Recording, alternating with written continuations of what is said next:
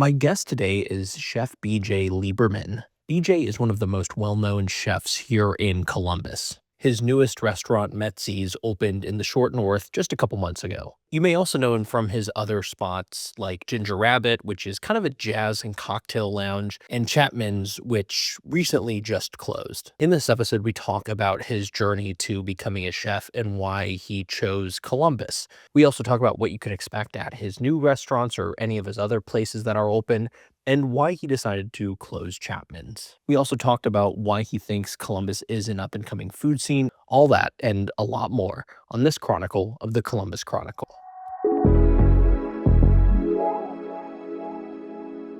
First off, thank you so much for coming on. Like, your food is you have been shouted out like 3 or 4 different times by people on this podcast. That's very humbling, but thank you for having me. Yeah. BJ, I want to get to your story first. I want to know how you got here to Columbus to start off. Oh gosh, that's a long journey. So the reason I'm in Columbus is my wife is from here. We've been together for, we were just talking about this off camera, but about 20 years we've been dating, and we're about to celebrate our 10-year marriage anniversary. So I've been coming to Columbus for a really, really long time. And I just kind of over the course of a bunch of years and visiting kind of fell in love with the city. And before we were in Columbus, we met in Charleston, South Carolina, and then we moved to Washington, D.C. together, worked at a bunch of restaurants along the way, kind of grew my career. And when I realized that it was time for me to open my own restaurant, Columbus was kind of a natural, like no-brainer thing. And as soon as Columbus was even on the table, my wife put her thumb on the scale about as heavy as she possibly could to make this a reality. And I started flying up here on weekends to scout restaurants and stuff like that. And we found a place that we like. So packed up our bags as we've done a few times and moved to Columbus. For the people who don't know, tell us your restaurants. The ones here in Columbus? Yes. Yeah. So we had and just closed Chapman's Eat Market in German Village. That was a lovely 5-year run that we had there. We have Metsi's Wood-Fired Italian in it is Italian Village, but the Short North. And then we also have Ginger Rabbit Jazz Lounge in the Short North. And sorry for my voice. I've been fighting off something. No worries. It's a little raspy today. Hey, it's all good. What other restaurants do you have outside of Columbus? So they're not my restaurants, but just kind of my career. Husk in Charleston, South Carolina was like my first like big boy restaurant job, I guess, if you will. Then we moved to Washington, D.C., and I helped my friend Aaron Silverman open Rose's Luxury in Capitol Hill. Then we opened a second restaurant called Pineapple and Pearls, and then we opened a third restaurant called Little Pearl. So it's actually funny, when we moved to DC, it's where I grew up, and I never wanted to go back. But for Aaron, I was like, I'll come for a year. It'll be cool. I'll live with my family. Like, I'll help you get this restaurant open. Then I'm going to leave and do my own thing. And like 7 years went by like this. I was like 7 years in 3 restaurants. Whoa. And that's when Brown and I were like, all right, we need to like find our kind of like forever home, the place that we really, really want to be. And yeah, that's how we ended up here. I want to go back to like the beginning. Where'd you grow up at?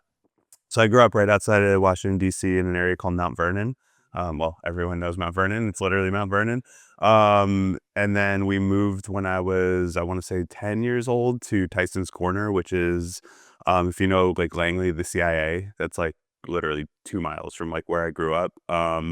So we were there. It's suburbs DC. I went to high school with like literally like the daughters and sons of senators and diplomats. And my longtime girlfriend in high school, her dad was the assistant secretary of state to Colin Powell. Like, it's a really wild place to grow up. Yeah, like our local news was the national news. So I loved it. It was really cool and very political. You just kind of like grow up with it, and I didn't know any other way. When I went to college, I was like shocked that nobody gave a crap who the president was. I was like, oh, okay.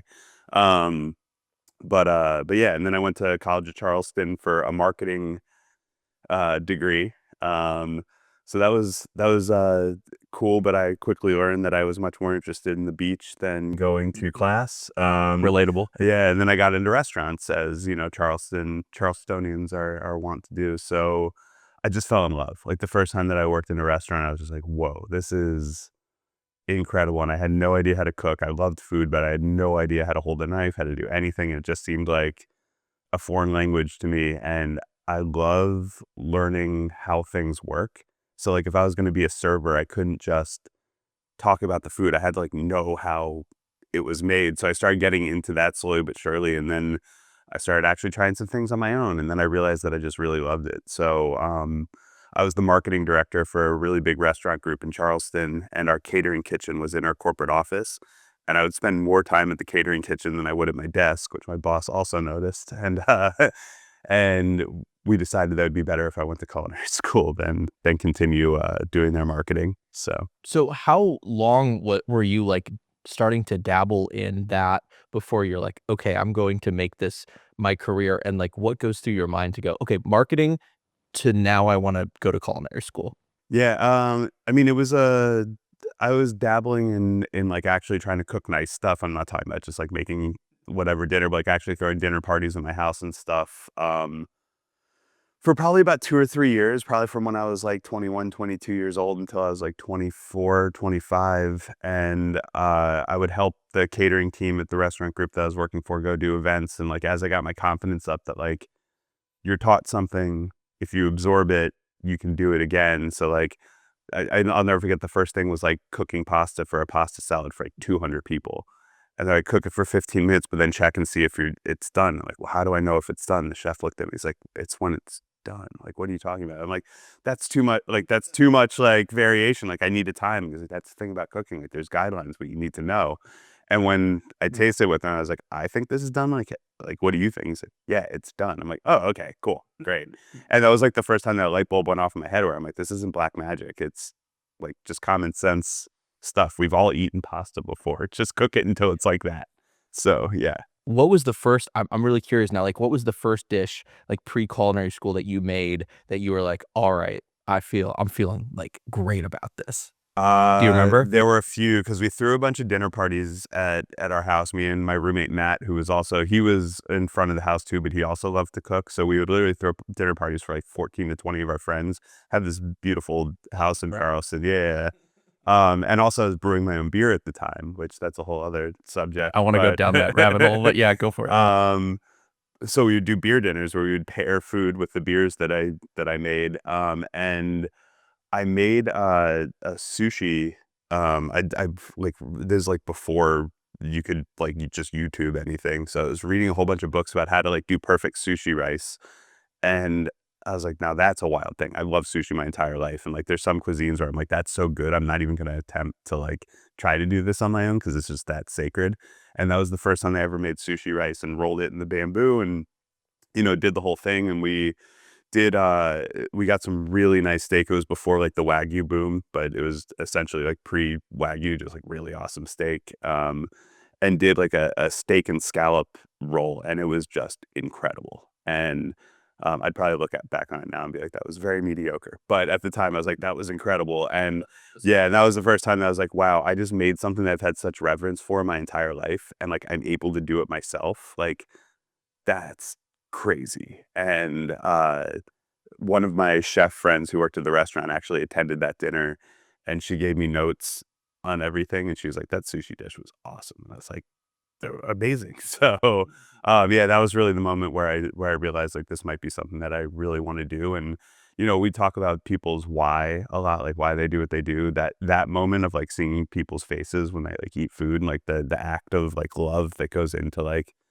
doing that is definitely 100% my why. Like it's not for me, it's for everyone else. Like I just like seeing people happy. I'm a bad gift receiver.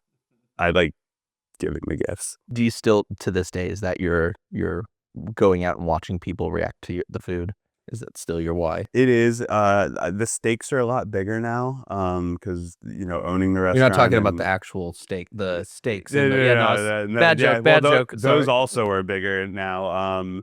But yeah, owning the restaurant and not being the one who's like actually cooking the food, it's actually way more nerve-wracking now watching people eat the food because I'm like, I know what it is when it's right, but I can't control every single thing that comes out of this kitchen 100% of the time. So there's a little bit of like, I love that dish, and just waiting for people to be like, yeah, I love it too, and or like, it's off, and I'm like, fuck. So I wanna get to the I'm very curious about the brewing beer, but you brought up something that, you bring in other people, right? Mhm. How do you I'm trying to think of the right way to say this. How do you find people and bring them in? Because I imagine, like you said, the stakes are really high because those people are supposed to carry out your exact vision for that recipe that you've created or that meal. How do you go about finding those people? It's a mix of things. For top level managers, I typically want people who I've worked with for a long time. I'm a quirky person, and I need people who understand my quirks and the things that I actually really care about versus the things that are just kind of like flights of fancy for me as I move through my day. Which is really important. If you take everything that I say completely literally, like you're going to be spinning in circles. So, um, that's a that's a really important thing for me for top level people, and then for, cooks, the people who are really executing the dishes on a day to day. The biggest thing for me is a sense of wonder. I want people who maybe don't have the best skill set in the entire world, but want to learn that. The people who think a little bit like how I thought when I was coming up, and I still think like this, but people who want to get under the hood and understand why. Because I'd rather explain to someone how something works. It's the analogy of, give a man a fish versus teach a man to fish. And it's like, I don't want to give anyone anything. I want to teach them how to do this. And it's like, okay, now you have this skill set. I'll take a practical example from Metsi's is um, the managers were making all the raviolis when we started.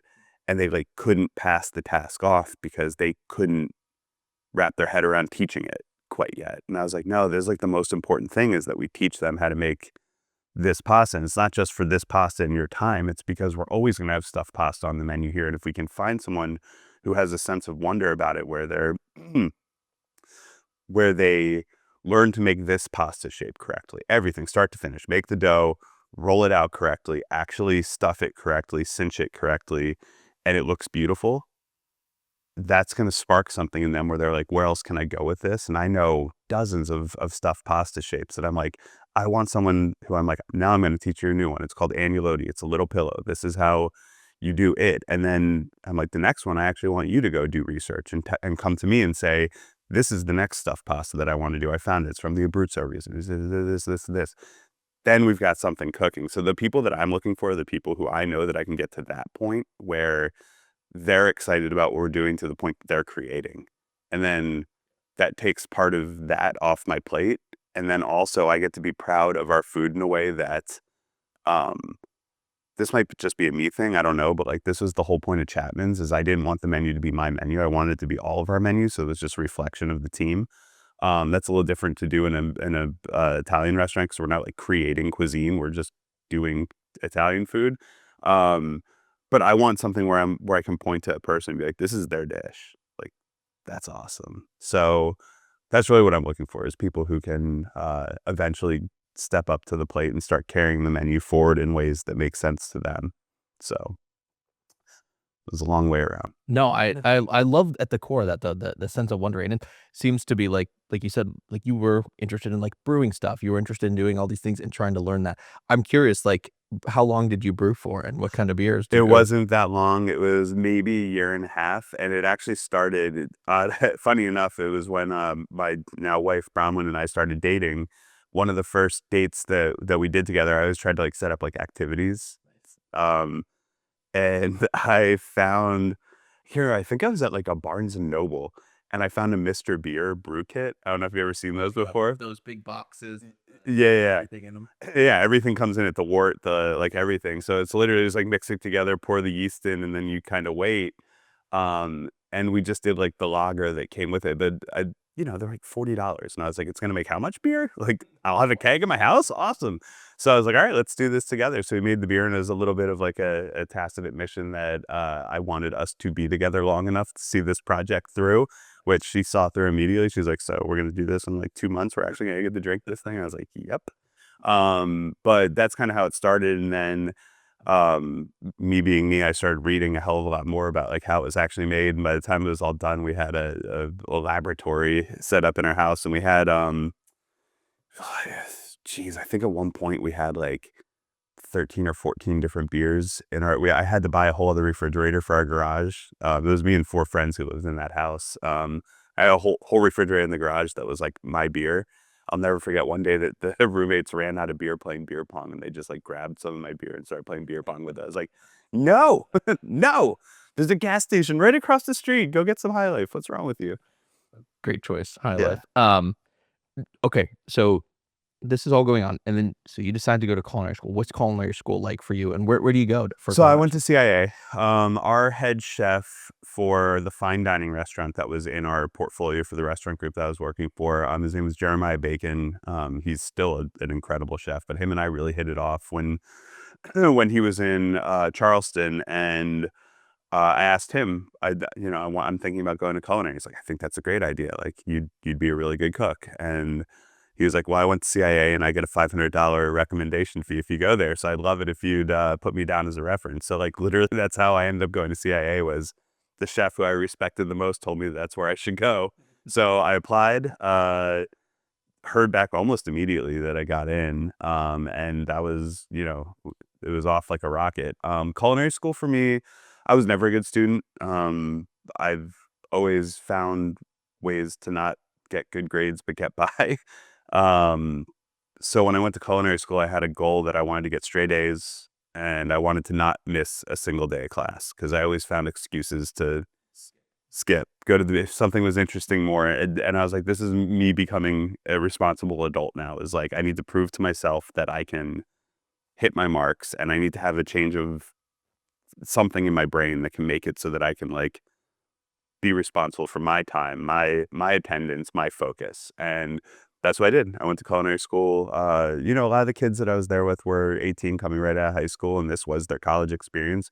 For me, this was like my professional training. So I took it really seriously. And yeah, got straight A's. I missed one day of class, which was the second to last class my last semester, and I had cleared it with our chef beforehand. I was like, I will even make this day up because I made a goal of myself to not miss a day. But Bronwyn was flying to New York. So CIA is in Poughkeepsie. It's about an hour and 15, 20 minutes from the city. Bronwyn was flying to New York so we could see the play In the Heights, which was Manuel Lin. Yes, I I can't know say that exactly. Yeah, name. yeah, yeah. Lin-Manuel Miranda. Is that backwards? Why am I that name No, sounding weird to me? no. I All think right. you said it right. All right, cool. That was his, I think, second play before Hamilton. Yeah. And we had I mean, this is years before Hamilton came out. So like, I'm really proud of my wife that she was like on it before. So yeah, I was like, this is the only day that we could get tickets. Like, I have to miss class to like go see this thing with the girl that I'm in love with. And my chef was like, dude, you've never missed a day. Like, yeah, you're fine. I was like, and he's like, no, like, you're fine. He's like, I'm not going to write you off for it. I was like, okay, cool. So I missed one day, and it was to go see a play on Broadway. That was cool. So you graduate, and you mentioned the restaurants you were involved in. What goes from that point to I'm going to open my own restaurant? Like, how does that path work? Yeah, it's different for everyone. I can only speak to my own path on that and some advice that I got from one of my best friends. For me, I actually, when I graduated culinary school, I was very realistic about it. I knew that a lot of kids think they graduate culinary school and they're going to be a chef. And it's like, no, you're actually going to start at the absolute bottom of the restaurant along with everyone else who didn't go to culinary school. You're just in more debt than they are. So I was pretty realistic that I was going to be struggling for a long time. And I really wanted to learn the craft. So I wasn't really concerned about where my career was going to go. I just knew the path would kind of lay itself out for me. And my first job at a culinary school was at Husk in Charleston. So like literally I graduated, I think, on like October 7th, and we opened on like October 14th. So I flew back from New York and just like got into it. Yeah. So we opened Husk, and I was in the butcher shop at first, and then I moved to the line. So I really got like a very full view of the whole restaurant, and I knew every single station. I was really involved in creating some of the dishes with the chefs, and it was one of those things where I was like, all right, I think I'm ready for the next step in my career. And that's when I was offered the job to move to DC to help open Rose's Luxury as the sous chef. And at that point, I was just very comfortable working for other people and continuing to learn. I'll never forget, it was right before we opened, I asked Aaron kind of a similar question. I was like, how did you know that you were ready to do this restaurant? Because like him and I are pretty much the same age. We grew up in pretty much the same place. I was like, how'd you take this leap? Like, this just seems like crazy to me. And he was like, well, when I started off, my chef told me that don't even think about opening a restaurant for 10 years. I was like, 10 years, that seems like a long time. He's like, well, you've been doing this for like 4 years. So like in 6 years, maybe. You're almost halfway there. Yeah. Yeah. He's like, in 6 years, maybe you'll feel like you're ready. And I was like, I don't know, man. Like this is crazy. But then I opened Roses with him, and then we opened Little Pearl. And at Roses, I was more of the like um uh general manager of the contractor. Like my job was to make sure that they were doing their job every day, which I knew nothing about, but I was like, all right, I can be the project manager for this, you know? And when we did Little Pearl, Pineapple and Pearls, I was actually more involved in designing the kitchen. I helped do all the opening hiring. I didn't help with menu development at all. So like not chefy stuff. It was basically everything behind the scenes. And then when we opened Little Pearl, Aaron kind of just like gave me a budget and a set of blueprints and was like, you're meeting with the kitchen designer, you're doing this, you're doing that. Like, I need final approval on everything, but like, I've got 2 other restaurants to run. Like, I need you to like do this. So I really opened Little Pearl. Like, definitely, I'm not saying that Aaron didn't do anything. He did everything. It's his restaurant, but like, I did a lot of the actual work of opening the restaurant. And after we opened Little Pearl, I was like, I'm there. Like, I'm ready. And I literally woke up in the middle of the night. It was like 3 a.m. I like shot up in bed and I did the calculation in like 3 seconds. I was like, I want to open my own restaurant. I know I don't want it to be in DC. We need to leave DC. And unfortunately, I shook my wife awake and only gave her that third piece of information. And she was like, what? And I was like, yeah, we need to leave DC. And she was like, what are you talking about? And I was like, oh, I'm ready to open my own restaurant and I don't want it to be here. She was like, can we talk about this in the morning? I was like, yeah, sure. And I did not sleep a wink that night. I started planning exactly what I wanted to do, the different places I could see it being. And it really was, that quick. And then, of course, I had a conversation with Aaron. I was like, okay, I think I'm ready to open my own restaurant. Now what do I do? Like, where do you even start? And the second great piece of advice he gave me, this isn't the only advice he ever gave me, but the second piece about opening a restaurant that he gave me is like, there's a carousel going around and there's a million different pieces that are just swirling. And he was like, there is no right place to start. You just need to jump on. And wherever you land is the thing that you need to tackle. So sometimes it's the investor that you need to tackle first. Sometimes the concept. Sometimes it's the space. Sometimes it's the liquor license, because that's what's required like, sometimes you need to have your liquor license in the works a year before you can even open it. It's like, you just need to jump on wherever the logical place is. So if you're trying to go to a different city, I would get in touch with the health department. I would get in touch with a realtor. I'd get in touch with everyone you can get in touch with to figure out like what's going to be the shittiest part of this product. Sorry, am I allowed to curse? Yeah. Okay, cool. Absolutely. So some PG in this podcast. I don't know. So like figure out whatever the worst part of this is going to be and then like start tackling that. So when we came to Columbus, the natural place that we jumped on was finding a space. So that's where we started. And then like the wheels are just in motion at that point. You just need to hold on for dear life and ride out the bumps and the bruises and the problem solving and all that stuff. And I call it the blackout period because I don't even remember half the crap that happened in that time. But yeah. And that brings us to Chapman's, correct? Yeah. Tell me the story of Chapman's. So it's funny. The reason we moved to Columbus was actually to do a project in the brewery district that never came to pass. But at the time, Where would it have been? Can't exactly say. Okay. It would have been Fair been really cool. And I still think that would be really cool, but the project's just stalled out. The pandemic, we didn't know the pandemic was coming or any of this. Circumstances in the world have changed since we were supposed to do this project. But when we were looking at Chapman's, it was because this larger project had been delayed. Like, we moved here and we were supposed to start construction, I think 6 months after we got here. And we got word pretty quickly that it was going to be delayed like a year. So I was like, I need to figure something out. And I was like, I really want to get the wheels moving on like becoming a part of this city. So we looked at what was Wonder Bar at the time, in that old Max and Irma space, and we were told that they were amenable to getting rid of that bar if a restaurant was willing to move in, and they pitched it to us as just doing a pop-up there until we were ready to do our own thing. The decor, I was like, I can't do this. Like, this is crazy. And Bronwyn was looking at it and she was like, this place is really cool. I was like, it is, but like, what are we talking about? Like, I can't, like, this is not us at all. This isn't my vibe. And she's like, yeah, well, what if we like repainted it? What if we got new light fixtures? I was like, I'm not putting that much labor into something that's not our restaurant. She's like, then why wouldn't we just make it our restaurant? I was like, oh, oh, okay. And I was like, what would we call it? And that's where we started the conversation. And it was kind of that. And we went through all the paces and figured out funding. And we figured out a budget. And we figured out what kind of menu we wanted to run and all that stuff. And I signed the lease. And the day that the keys were turned over to me was the day that that Governor DeWine announced the shutdown. So yeah, we signed the lease 2 weeks before the pandemic started. It's pretty crazy. How do you survive that? Like, you're not even, yeah. There were a few things happened. Number one was luckily we hadn't opened when the pandemic started. I feel horribly for anyone who had a restaurant, or especially people who just opened their restaurant when the pandemic started, because having to furlough a bunch of people, having to pivot concepts in real time would have been a disaster. I know restaurateurs, like the way that we work with our vendors is you're normally on what's called net terms. So you essentially have a 30-day credit for them. So you're paying for the food that you ordered 30 days ago, typically. When the pandemic hit, everyone had bills for food that they ordered 30 days ago that were coming due, but all the income had kind of gone away.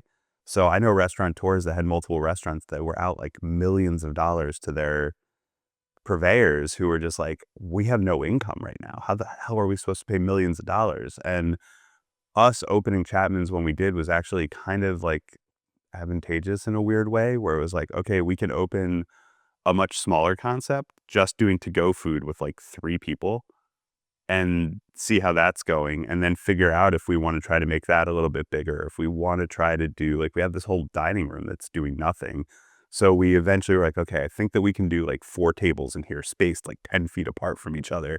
And like, let's just do like a 2 Michelin star level tasting menu. Like, let's just get all of our creative juices out because we're spending our day putting burgers in boxes right now. Like let's do something that's making us satisfied. So the chefs, we got together and we put together this amazing 8-course tasting menu that I was so proud of. And like, okay, now we need to hire 1 server and we need to hire 1 cook. So we grew the team by 2 people.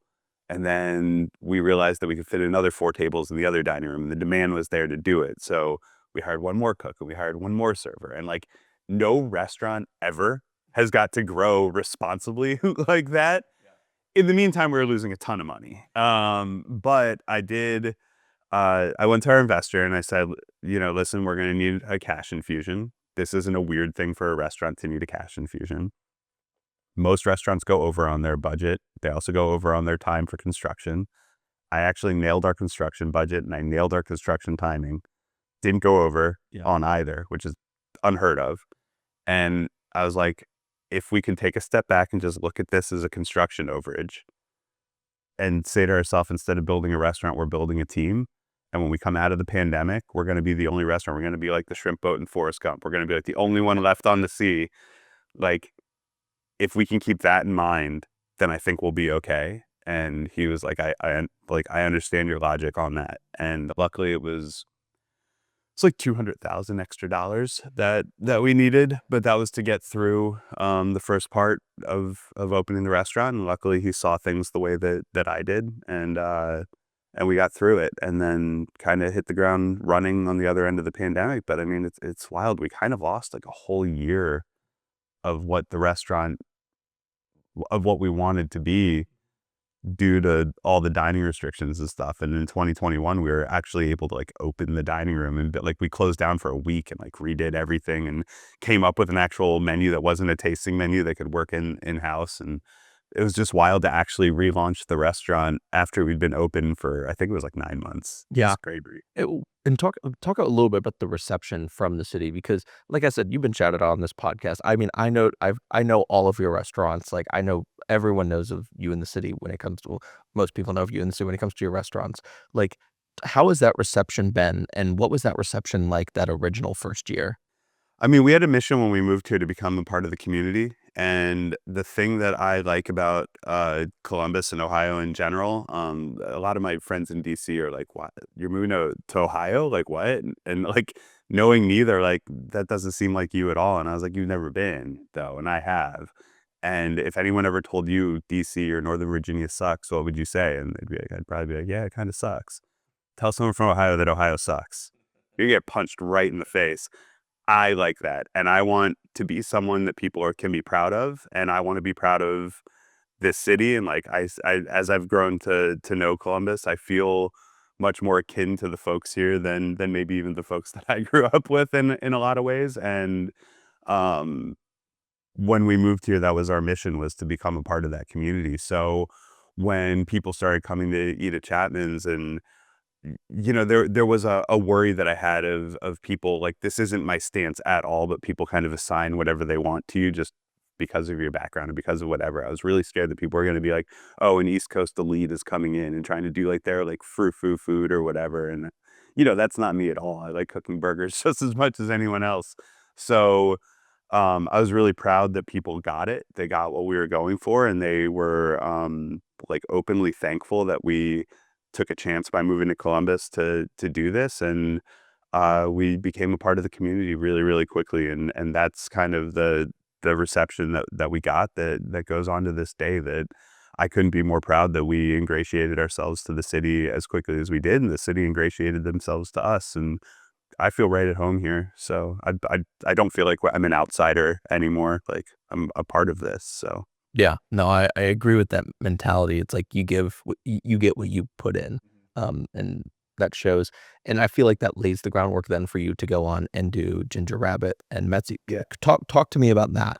Yeah, I had a goal when I moved here. I kind of knew what I wanted our restaurant portfolio to look like, and I knew that I wanted a bar at some point. I've always loved bars, and I love dive bars especially, but I always wanted something that I knew that I wanted to go to after work. And so I knew that eventually I wanted to do a bar, and I knew that I wanted to do like a fine dining ish restaurant. And like I said, I've been coming to Columbus for excuse me, for a really long time. And the Short North was always something where I was like, aspirationally, I'd love to have a restaurant in the Short North one day. And before we even opened Chapman's, I met Tyler Poole from the Wood Company, who showed me some spaces they had in the Short North that he thought that we'd be a good fit for. He knew who I was from my time in DC, and he was really excited that I was moving to the city. So he was one of the first people who kind of let me know that there were some, I guess, some like feelers out for national people coming here, that I was like, oh, like part of me wishes that I had met you before. Yeah, I'd kind of like figured out all the stuff that we were doing. But he showed me the space that became Ginger Rabbit before the pandemic even started. It was a bar called Kingmakers, and I loved it. And I was like, this would be an incredible bar. I don't have the bandwidth to open this restaurant in German Village and do this. And I was like, but just so you know, these are the types of places that I love. And then he showed me a construction site that would become where Metsi's is now. He was like, this is the place I'd really love to have you, but we're like 2 years away from finishing this. It was a hole in the ground at the time. I was like, this is good. Like, you showed me renderings. I was like, this is going to be beautiful. Like, I'll definitely keep that in mind. So 2 years passed at Chapman's, and Tyler and I always kept in touch. And he said, that basement bar space is still available, and we're coming to the end of construction on the 36 East Lincoln project. Can I show them to you again? I was like, yeah. And actually, like, Chapman's is starting to become settled. It was right after the New York Times thing happened. So like, we were rocking and rolling. I was like, we have so much talent in the kitchen right now that we're actually bursting at the seams. And now is the time that I kind of need to expand, or I'm going to start losing people, because there's people who rightfully should be sous chefs and head chefs who are stuck in like junior sous chef positions. I was like, I need that ladder for people to climb within my own company, or they're going to start going to other restaurant groups. So that's what drove my expansion, was having the talent pool to do it. So we looked at both, and I said, I'm not sure about the 36 Lincoln space. That seems like a really advantageous project, but I really want Ginger Rabbit. And he's pretty much like, you can have Ginger Rabbit if you do the other one. So, So it ended up being a blessing that that he gave me the ultimatum on that one. But Ginger Rabbit was the easiest construction process I've ever been through. We were done, I think it was 2.5 months. Wow. It was crazy. Like it snuck up on all of us too. So all of a sudden we're like, oh my God, we have like a completed space. At the time, when I was first looking at Ginger Rabbit, we didn't know that we wanted to do a jazz club. We just wanted to do a bar that was really cool, that did awesome cocktails, that was a place that was like not on the main strip of craziness in the short north, but a place that we thought people could like sneak off to and have it be their like little private, Yeah. like we're gonna be the adults in this situation and like go have an actual proper cocktail while everyone's throwing back beers and shots on high.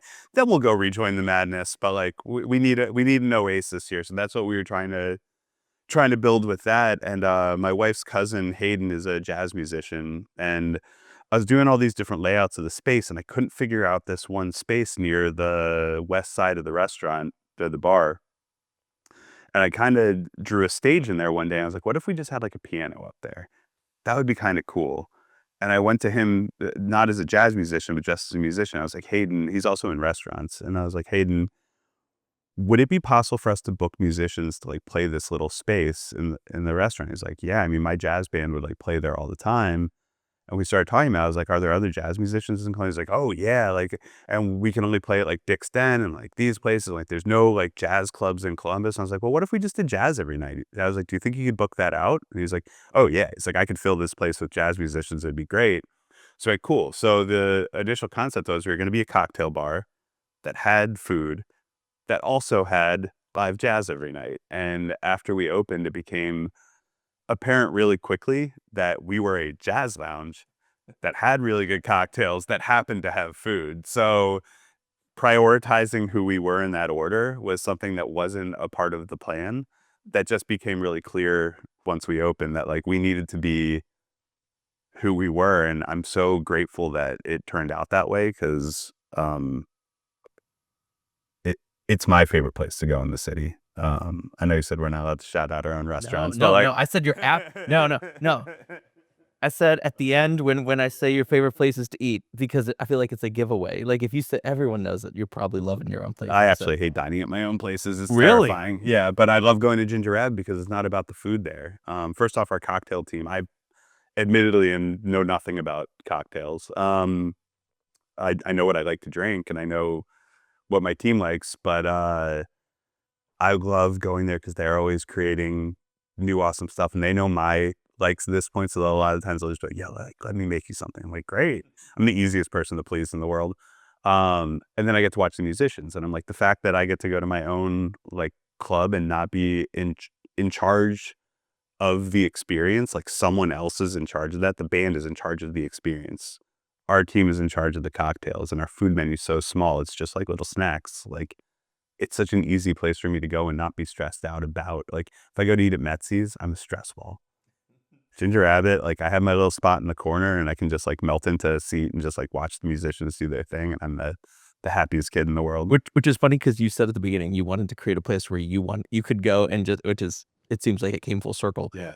Metsi's, what can people expect when they go to Metsi's? Yeah. So with Metsi's, I mean, I spent my entire career at very advantageous restaurants that were creating cuisine and stuff like that. And Metsi's a little bit like Ginger Rabbit. I wanted to create something that was a restaurant that I wanted to go to, where the stakes were just a lot lower. And by that, I mean, like, if I go and eat at one of Avishar's restaurants, I'm going to be automatically just critiquing the food. It's subconscious. It's something that we do. That's what Chapman's was. Like, we were really swinging for the fences with creativity. And I knew that we were putting a microscope on ourselves, and that was Washington, D.C. We had Michelin Guide, Washington City Paper, Washington Post, like Eater. We were just getting reviewed like all the time. I was like, with Metsi's, I just want to do something that feels chill, and like anybody can come here without having to like think about the creativity that's going into this. And Italian cuisine is one of those things, a lot like sushi for me, where it's like so sacred that I almost never want to like touch it. And in talking to the wood company about doing Metsi's, it was Tyler told me like, hey, like you put a lot of yourself into your restaurants, but you never like actually fully put yourself into your restaurants. Like Chapman's Eat Market was named after my wife's family. Ginger Rabbit is about the jazz and not about the food at all. Like I'm not a jazz musician. I have no connection to that whatsoever. It's like, why don't you do something that's your own at Metsi's? So Metsi is my dad's grandfather name. That's what my son calls him instead of, grandpa. It's Metsi. Um, so my dad's from New York. We grew up eating a lot of Italian food because that's what New Yorkers do. And I really wanted to open like a metropolitan kind of red sauce down at home restaurant. Again, me being me, there's got to be some flair put on it The in some wondering. ways. Yeah, Yeah. exactly. So I can't not do some stuff to the dishes, but in essence, we really are doing just like tried and true Italian food, the simple things that are really lovely, pasta and bread. like um but we make everything in house. We do everything the right way. We meticulously research these recipes before they go on the menu. We tinker around with the pasta shapes, with the presentation all the time. And the restaurant has a massive 10-foot wood-fired hearth in it that is the backbone of all the cooking that we do, which a lot of people think that that in and of itself is like a creative expression. But my counter to that is food was made in Italy long before gas was readily available in home. So actually, I feel like we're taking these recipes back to their roots in a lot of ways. So I think that it's a really authentic version of not necessarily Italian food in essence, but a really authentic version of just food cooked with love, which happens to be through the lens of Italian cuisine. And the space itself is really unique. You walk into the ground level or street level floor that is the bar. So it's about 49 seats, kind of centered around a bar that has 14 bar stools wrapping around it. And that whole area, the menu is available on both floors, but the real show is you go down into the basement and it opens up into this massive dining room, like 20-foot ceilings. You can see the entire kitchen. There's just a massive fire going all the time.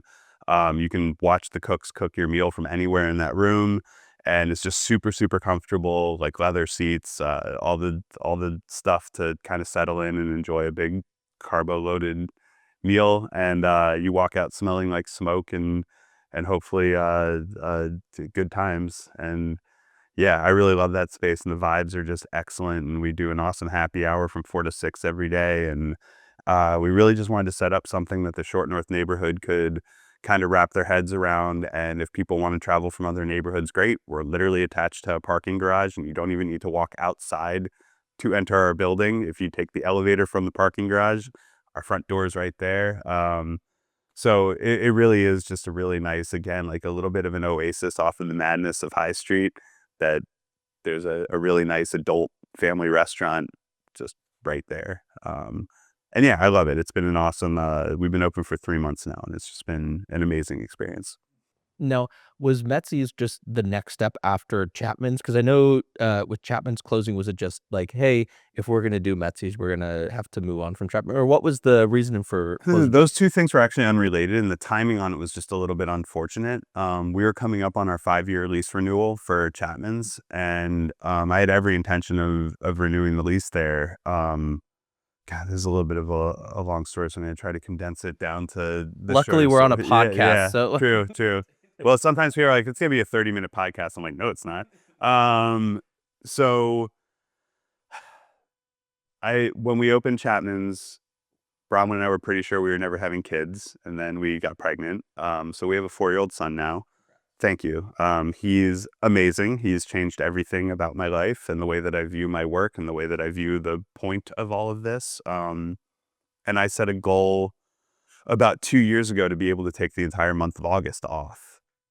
So my goal was to set up this restaurant group so that I could leave for a month and have the restaurant group work without me. Obviously, Zoom into calls, whatever I need to do, but just not physically be at the restaurant for a month. Bronwyn's family does a trip to Hilton Head at the beginning of August, and my family always has a Jersey Shore thing at the end of August. And for the last few years, we've had to pick and choose which one we were going to do, and it stinks to miss. Like, our parents are getting older, our cousins, our aunts and uncles are all getting older, and to miss these like big milestone trips, because of the proximity they are to each other in time, really stinks. And I was like, all right, this is my goal. And this last year I was looking at the calendar. I was like, I'm not going to be able to go to either of them. So I'm getting further away from the thing that I want to do. And we were looking at the renewal for Chapman's, and like the state of the economy right now, the state of that restaurant, yeah, everything. And what Chapman's is doing requires a lot of time, attention, love, and care that admittedly I can't give to it anymore. And that was kind of a thing that really struck me, where I was able to admit that to myself, that what Chapman's needs to be is something that I can't provide anymore. And it was a completely selfish decision on my part, but I was like, I can't put in another 5 years here. And that's what the lease renewal was. I didn't have an option for a year or 2 years or Yeah, 18 half a months. decade. Yeah. And just looking at it, I was like, in good conscience, I can't do this for another 5 years. And my number one concern was the staff. We have the best staff. And if I had actually planned this out and known that this was going to happen, I would have held off on opening Metsi's for like 3 months and just offered everyone who wanted to come from Chapman's to Metsi's, offered them a job and just copy and paste the team over, and it would have been incredible. The way that it worked out is we opened Metsi's, then like a month later I made the decision That the lease couldn't be yeah, ran, yeah. and then announced it to the team. So the way that it looked internally to our team was we opened Metsi's. I wasn't at Chapman's very much because I was there, and then I strolled back in one day and I'm like, and we're closing in 2 months. So I was really sensitive to that, and I made sure to make myself available to talk to all the team, and I was really impressed by the maturity and the understanding that our team had. I think there probably were some raw feelings about it. I mean, there were a lot of team members that we had for many, many years. I offered, obviously, anyone who wanted to the opportunity to come over, and I think that a lot of the people who were at Chapman's were there because it was not in the short north, and there were just a lot of people who weren't interested in being in a different space. They wanted to either be at Chapman's, or honestly, a lot of them left the industry. Like, it seems like Chapman's was like one of the things that was kind of keeping us together, which in some ways is sad to me, but in other ways, it makes me a little happy that I think that there were some people, and I'm not speaking to everyone at all, but I think there were some people who maybe had other aspirations in their career, but they were staying at Chapman's because it was a nice, comfortable thing to them to do. And I'm happy that they're now afforded the opportunity to go do their next step in their career. And, through all of this, the team was definitely the thing that I was worried about the most. And I talked to everyone who wanted to talk to me and explained my point of view, and just everyone seemed very, very understanding of everything. And yeah, I hope that nobody's left with any raw emotions, but at the end of the day, I admit that this was a selfish decision, and I would be totally understanding if anybody in that restaurant hated me for closing it. But yeah, at the end of the day, every restaurant has its life cycle, and there were many nights that I was up until 3 a.m. because I didn't know how we were going to make payroll that week, and I didn't know how we were going to pay rent. And that stress is something that just really, really wore on me, and having an exit ramp that was responsible seemed like the right decision, and I still stand by that it was the right decision. A 5-year run for any restaurant is incredible, and we got to shut it down on our terms. We threw a 2-month freaking house party to close that place, and it was a dream. The last 2 months were a dream. Yeah. So yeah. So I'm really curious then, because you have spent a lot of time building up these restaurant portfolios, but I would be really curious to know, outside of what you're building, or maybe including it in this, kind of the state of the culinary industry here in Columbus and in Central Ohio. Yeah,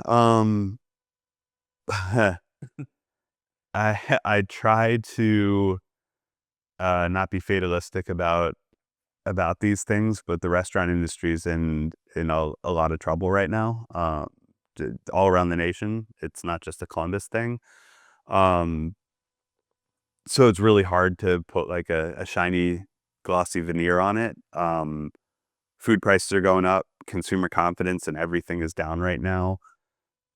naturally celebratory meals and going out to eat are kind of like discretionary spending for a lot of people, and that money is not there the way that it has been in the past, and it's really hard right now to plan the future when everything seems so unsure and murky. So I know a lot of restaurateurs that need to pivot but don't know where or how to pivot because we don't know what this is going to look like.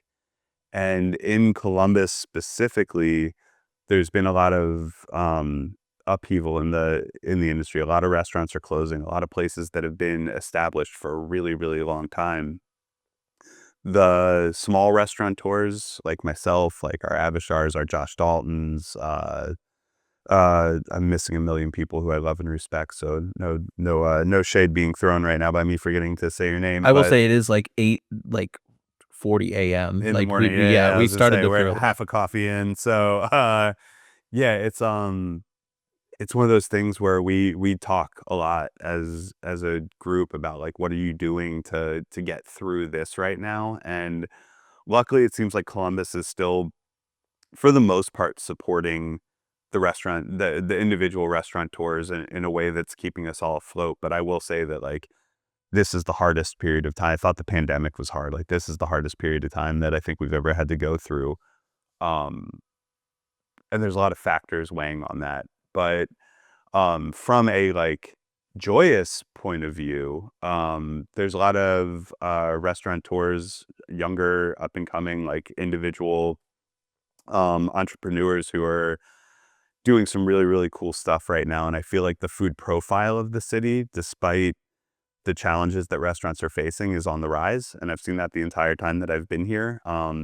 Kind of have this this lucky streak in me, I guess, if you will, where I kind of landed in Charleston right when that city was changing from like this tourist trap restaurant city to like an actually nationally recognized really serious food city, and I got to watch that kind of happen in real time.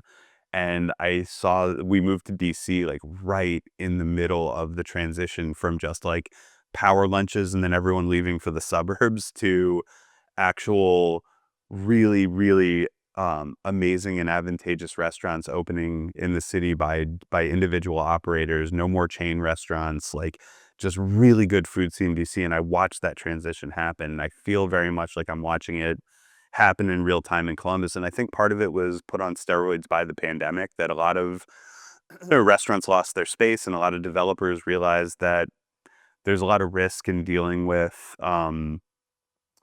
big conglomerates that can open and close restaurants at any time, where if you get people like myself who like really care and will battle and will fight through adversity and really want to do something for this city, that's a good thing. And I think a lot of the landlords and developers have now gone out specifically looking for individual people to work in their places. Because of that, we've gotten a lot of really unique voices doing their art in a way that maybe they wouldn't have been afforded that opportunity if other things hadn't transpired to put us in a position for them to have those opportunities. And I've really enjoyed getting to know the food scene here. I've really enjoyed getting to know the chefs, and I really feel like this is a city on the rise. And if we don't let up off the gas for the next few years, I think that there's a real opportunity for this city to become a real nationally recognized culinary destination. And uh, I don't, I can't speak to this with authority because I am still new here, but I feel like Columbus is a young city, and I feel like the way that it's growing, and I think a lot of people would probably argue with me on this, but just having seen cities like outgrow their abilities, like Charleston is a freaking nightmare to get around now. Columbus, the traffic isn't that bad here. It really isn't. I don't care if anybody who complains about rush hour. I'm like, you've never lived in DC. You can't complain. Um, I feel like the city is growing responsibly, and it's kind of doing all the right things to make sure that the people who've always lived here still have their homes. I know that there's gentrification happening, but I think there's actually a concerted effort to make sure that's not happening as much as maybe other cities gentrify. And I think that there's a concerted effort to make sure that our transportation corridors are able to keep up with what's coming. And maybe I'm off base with all that, but just from like the like 10,000-foot view, I feel like this city is on the rise and that it's doing it kind of correctly. And again, I'm sure people are going to argue with me on this, but I feel, just having seen what I've seen, that this feels like we could be in for a pretty cool thing, assuming that the whole world doesn't go to shit over the next however long. But I'll stop talking bad. No. I shouldn't laugh at that. But first off, you are not alone in that thinking. I have many of the people I've talked to, because I always ask people when they look at the future of the city, what excites them and what concerns them. And the people a lot of the time say that those are their concerns, right? Like, are we growing in a responsible way? But then their excitement is like, I think we are growing in a responsible way. I hear that a lot. But the beauty of it is people can debate about that. That's what's really cool about. And I think you're right. We are a young city, is what it feels like. And I'm new here too. I'm a transplant, but I feel that way, that there's a lot of young energy in this city about how do we grow, and how do we do that in a right way. And the beauty of that is you get to have that debate. Um, and you kind of hit on your like kind of excitement for the city looking forward, and I guess you kind of hit on your concerns too. But just as Columbus in general, what are your thoughts, in the next 10 years, looking ahead to this city? Oh God, it's so hard to like see above the horizon of tomorrow sometimes, but How uncertain everything kind of yeah. feels. I don't know. I watched Ready Player One the other day, and I don't know if the last time you saw that, but the movie's like based in Columbus. Yeah, it's like Columbus is like the last bastion of civilization at that point or whatever.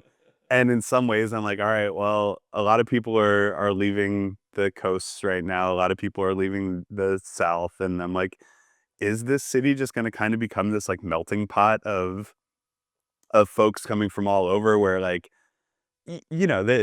this city has an identity, a little bit of like a cow town, as an underdog in a lot of ways. And like, what happens when people flock here from New York and Chicago and Miami and like where like Texas, like wherever people are leaving for whatever socioeconomic uh, climate reasons, whatever.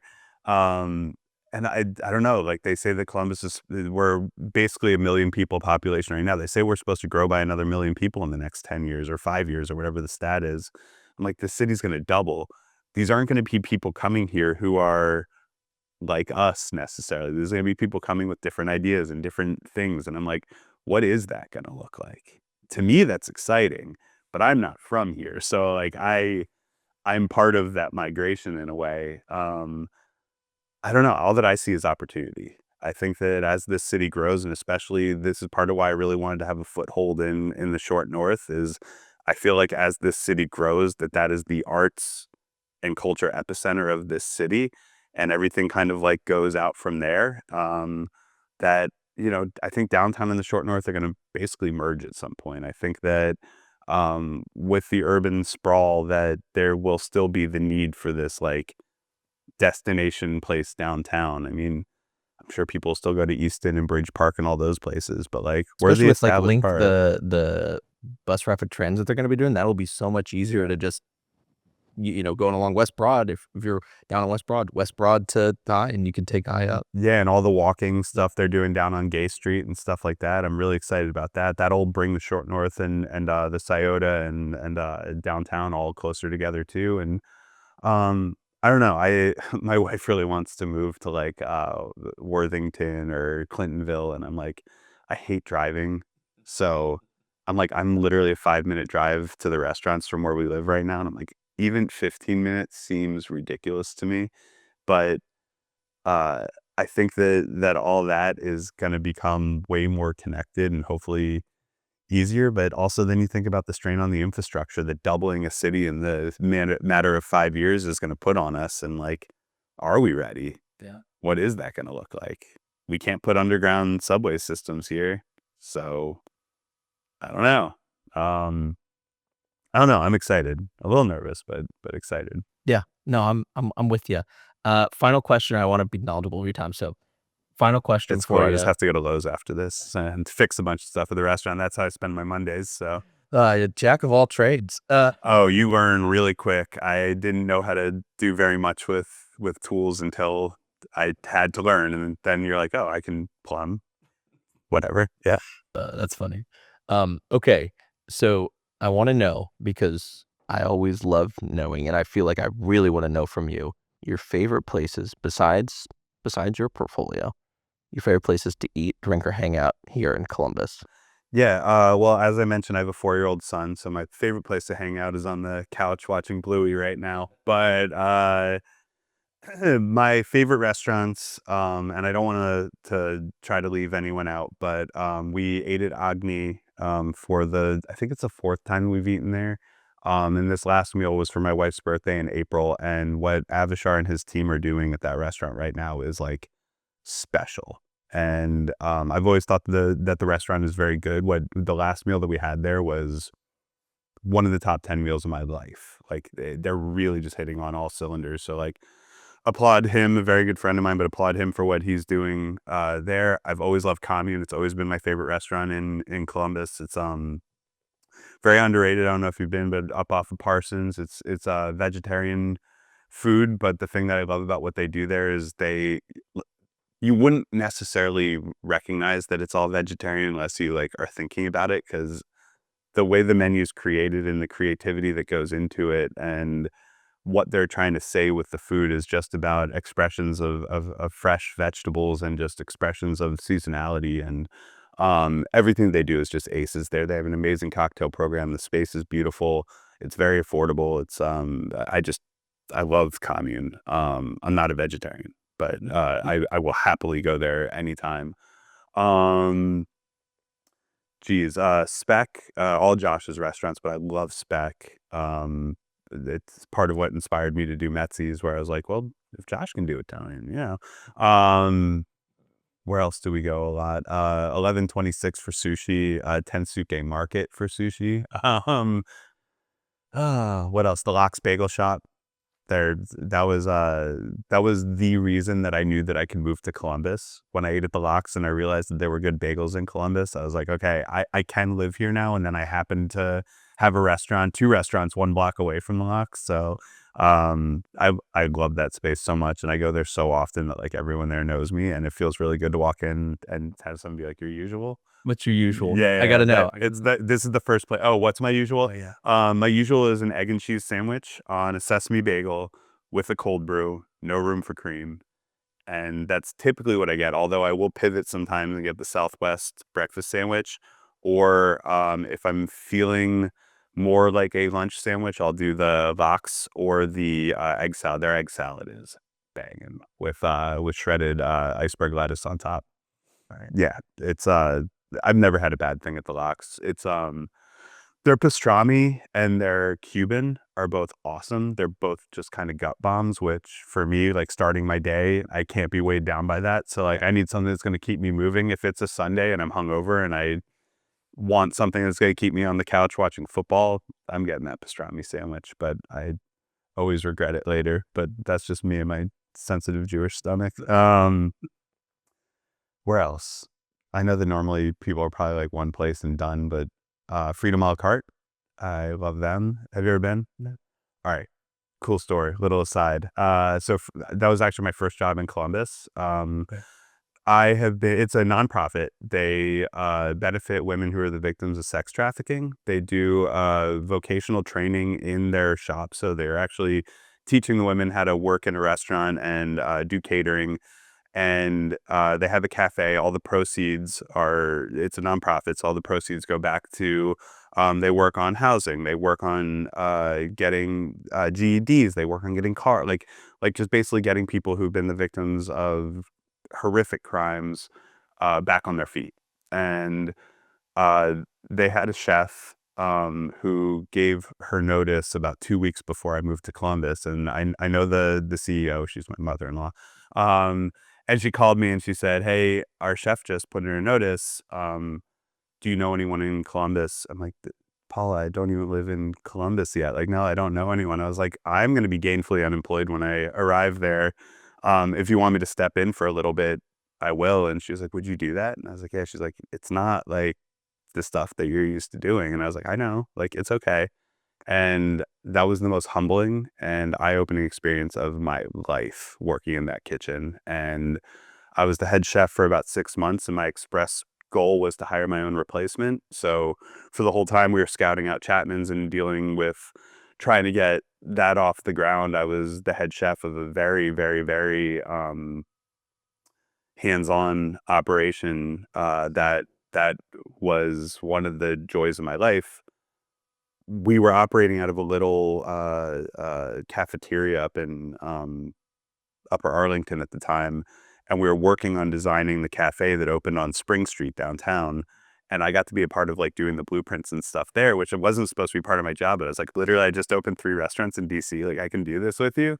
And I'm doing my own restaurant right now. So like, let me help with this. And it was really cool. I got to be a part of designing the cafe and all that stuff and helped hire their head chef, Lori, who's incredible. She's amazing, amazing, amazing, amazing. And any lunch meeting, coffee meeting they have, I always take it at Freedom a la carte. Their food is great, their coffee's great, and their mission is just Yeah, incredible. I'll have to check it out. Please do.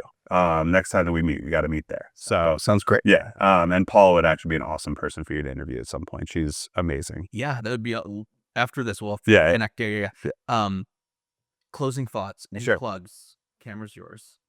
Oh geez, I guess just come eat at Metsi's, come have some pasta with us. Yeah, go to Ginger Rabbit for a show if you've never been. It's my favorite place in the city. It's not what you're thinking it's going to be. The jazz music is incredible. It's not elevator music at all. It's actually more akin typically to like funk and blues, and even the people who are playing the like soft sax and stuff like that, when you see it live and you see these people and the way that they communicate with each other and the joy that it brings them to be playing music with their friends, and I get goosebumps thinking about it. It's watching people at the absolute top of their game. We have an incredible jazz scene here in Columbus, and getting to be a part of that, like secondarily, is I'm so proud of it. So yeah. Awesome. BJ, thanks so much for coming on, man. Thank you for having me. This It's is a been blast. Yeah, completely agree. Completely agree.